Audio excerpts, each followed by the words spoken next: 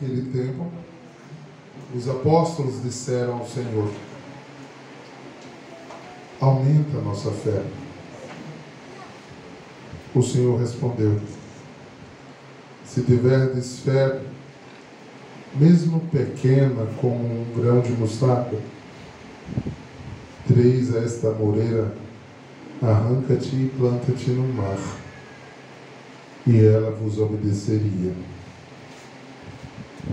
Se algum de vós tem um empregado que trabalha a terra ou cuida dos animais, por acaso vai dizer que ele volte, quando ele voltar do campo, bem depressa para a mesa? Pelo contrário, não vai dizer ao empregado: prepara-me o jantar, cinge-te e serve-me, enquanto eu como e bebo. Depois disso, tu podes comer e beber. Será que vai agradar ao empregado? Será que vai agradecer ao empregado porque fez o que havia mandado? Assim também vós, quando tiverdes feito tudo o que vos mandaram, dizei: somos servos inúteis, fizemos o que devíamos fazer. Meus irmãos e minhas irmãs, esta é a palavra da salvação. Glória a vós, Senhor. Vamos à meditação desta semana. Fazendo uma pequena retrospectiva, nós vemos uma formação interessante, né? Os últimos meses do tempo comum, ele se preocupa em cada ano de nos colocar preparados para o mistério, para a perseverança na graça. Então, há 2 semanas atrás falamos, né, não dá para amar Deus e o dinheiro. A semana passada falamos as consequências de amar a Deus e amar o dinheiro. Lázaro amou a Deus, foi ao céu. O rico amou o dinheiro e foi para o purgatório, o inferno, né? Lugar daqueles que não tementem a Deus. Hoje, ele dá um caminho para que a gente faça isso. E o tema central é a fé. Mas a perspectiva dessa fé em Lucas, né, muito bem escolhida pela igreja, ela passa por esse olhar que Abacuque nos traz. Se você perceber, olha a indagação da primeira leitura. Não sei se você ficou atento. Senhor, até quando clamarei e não sem ser atendido, né? Sem ter atendimento. Até quando? O profeta está falando, parece que a palavra é para hoje. Para uma nação destruída, escravizada, oprimida, com fome, injustiçada, sem ética, escrava de um poder político muito maior, que era Roma, e um poder bélico, um poder... né? E o povo clamava por essa pergunta. Dizia: até quando a gente vai ser escravo? Até quando a gente vai viver esses despautérios? Até quando? Aí a inspiração do profeta nos conduz, porque fazeis iniquidade, ele começa a pedir que a comunidade faça um exame de consciência. Andando da iniquidade, andando apegado, você vê as outras leituras da semana passada, você vai continuar a se encaminhar sobre a fé. Você vai se desintegrando.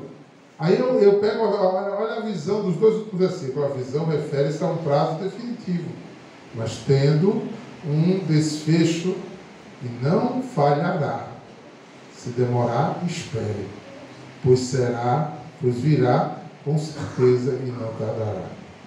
Então, quem não é correto vai morrer, mas o justo vive pela fé. Então, qual é o aspecto que o profeta nos traz?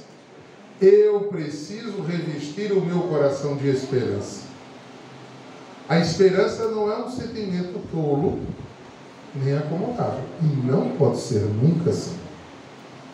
Porque às vezes nos chamaram de religiões alienadas porque nos entenderam como pessoas esperançosas que não saíam do canto. Que diziam, eu entrego a Deus e não faço nada. Mas isso não é próprio do cristianismo. Jesus não nos pediu para ser acomodados, para fazer vista grossa ao que é errado, ao que não está certo, a ser indiferente aos outros. Não. A primeira experiência que eu tenho com Deus me faz me encontrar com a verdade. E essa verdade me liberta da inércia, da escravidão. E porque livre sou, eu sou batizado e revestido de um poder que me acompanha agora, mas eu preciso anunciar um mundo novo, de amor, de paz, de justiça, de reconciliação, de recomeço, de vida nova. O cristão não é alienado. A esperança do cristão não Deus resolve sim, mas Ele escolheu a gente para ser protagonista dessa resolução. Veja, antes mesmo de Jesus voltar ao céu, Ele enviou os discípulos. Vão devolver dignidade a esse povo. Vão se preocupar com o que esse povo precisa. Porque se você anuncia isso, que eu sou essa vida nova, que eu sou essa verdade, os sinais acompanharão aqueles que creem. Vocês falarão e as pessoas serão convencidas. É um outro sentido para falarão novas línguas. Ou seja, eu falarei linguagens que vocês entenderão. Eu falei uma linguagem que lhe convencerá. E você será salvo e curado. Você será liberto das trevas, das prisões, tanto morais, como sociais, como espirituais, gente. Nós somos seres integrais, não somos parte, não somos apêndice, somos um todo. Eu falava com um bispo agora no Rio de Janeiro, e eu dizia, vocês fazem que tipo de caridade? Eu disse, quando vemos urgência, trabalhamos a filantropia. Porque se eu encontro um irmão com fome, eu não posso passar adiante. Mas o grande sonho da adoração é sair da filantropia. É trazer dignidade ao povo. Quando a gente olha um lugar carente, a gente quer primeiro sanar a fome imediata, porque a fome não espera. E ninguém sai do lugar com fome, né? Mas a gente precisa fomentar coisas para ajudar esse pessoal a ter vara para pescar seu peixe, para sobreviver com o fruto do suor de suas mãos, que é bendito por Deus. Senão a gente vira uma ONG. Eu tenho que me comprometer com o meio onde eu estou para devolver ao meu irmão dignidade de vida e não dependência da gente. Se eu pego uma pessoa e causo ela ser minha dependente, seja isso espiritual, seja isso financeiro, eu estou criando um monstro, uma pessoa sem vida. Gente, é muito sério essa questão. Eu disse isso muito bem. Isso é a nossa luta de tentar construir um centro de valorização da vida em Uberlândia, né? Nós temos tantos profissionais que a gente podia doar tanta coisa para aquele povo, né? Fazer mais, né, do que juntar comida, brinquedo, roupa. E não vamos parar de fazer isso, porque a fome continua, ela vai existir. Mas a gente precisa da vida daquele pessoal. Então, esse olhar precisa entender, porque essa é a justiça que Deus está pedindo, porque o cristão vive pela fé. E na fé ele planta seus pés para construir a dignidade. Veja o que a leitura de hoje diz. Eu quero que vocês tenham fé ao ponto, e Lucas, é muito interessante a palavra de Lucas, diferente dos outros evangelistas, porque ele fala de amoreira. Não sei se você lembra. Esse texto nos outros é o quê? Diga este monte. Diga essa colina. Diga aquilo que me impede. Em Lucas não. Diga essa amoreira.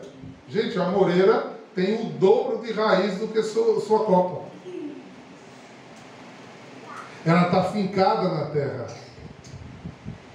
Ela não quer sair do lugar. Ela é firme. E aí você vai olhar e dizer, ei, mas ela vai aonde? Vai para o mar. Alguém planta alguma coisa na água. Então o cristão não vive com as certezas do que pisa, do que está plantado e do que é. Ele vive pela fé. A raiz na água vai sobreviver pela fé. E o grande problema dessa fé aqui, ele descreve como a soberba em Baruque. Eu sou soberbo para ter fé.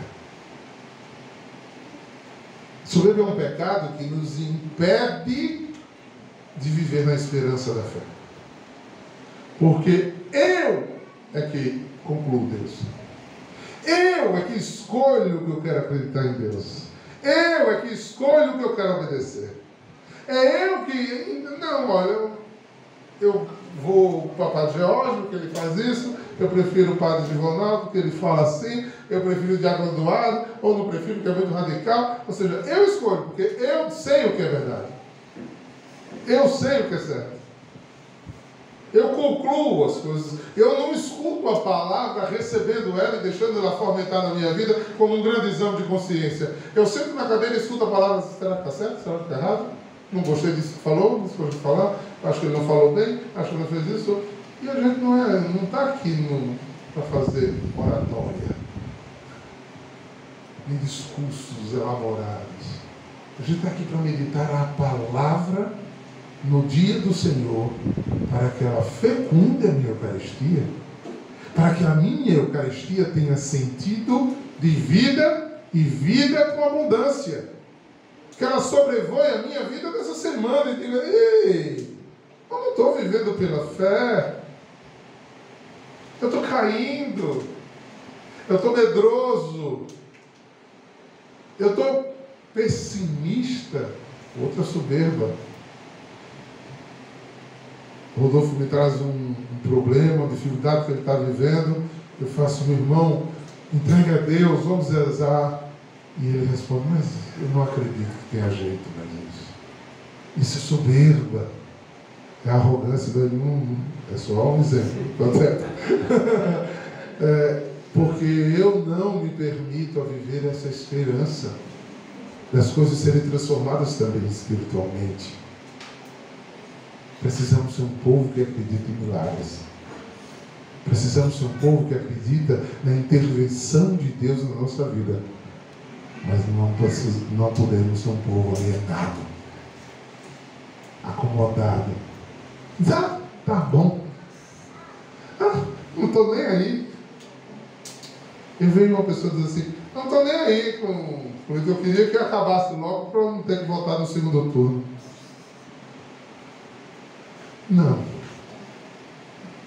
Eu queria que o nosso país fosse decente, tivesse uma discussão decente, que a gente produzisse coisas decentes, que o nosso povo, que é um povo tão bom, voltasse ou tivesse, dignidade de vida. Quem nunca estudou e gosta de estudar, eu deixo aqui uma dica. Leia a doutrina social da igreja. Pare de ouvir tanto vídeo de internet. Pega a doutrina social da igreja e vai ler. É uma inspiração do Espírito Santo. E é função do leigo. Está lá. Foi promulgada pelo Papa São João Paulo II. Está lá, foi renovada, atualizada. É função dos leigos fomentarem uma civilização, uma comunidade, uma vida humana digna, respeitosa uns com os outros. É assim que eu ouso o desrespeito da humanidade. Mas a gente vai perder a esperança? Não. Só não vamos cometer idolatria. Se não for dessa, vamos lutar para a próxima. Cristão não vive dessas esperanças, mas vive da fé. Vive na fé. E vai ter que ter coragem de dizer não às iniquidades, às injustiças. E a gente começa isso como, irmãos? No nosso trabalho dia a dia. Vocês quase todos aqui são trabalhadores liberais dessa sociedade que está aí. A minha postura de cristão ética vai mostrando a essa nação que ela pode viver com dignidade. Dizendo sim, sim. E não, não. E o que passa disso é maligno. Não vem de Deus. Então, precisamos aumentar essa fé? Sim, sempre, irmãos. Raiz de amoreira se levanta sim sobre o clamor de um povo. Ontem à noite, nossos irmãos aqui estavam reunidos clamando de joelho por milagres. E essa é a nossa alegria. Enquanto de noite os irmãos estavam rezando, as irmãs de ter fé durante o dia estavam de porta em porta, ajudando o povo nas suas necessidades materiais. Então, é esse encontro da fé. É essa nossa vocação como comunidade católica de adoração de salvar almas em todos os sentidos. Essa é a nossa vocação. De viver, esperar, crer e lutar por um mundo mais humano, mais justo e na sua terra. Louvado seja o nosso Senhor Jesus Cristo. Assim seja louvado.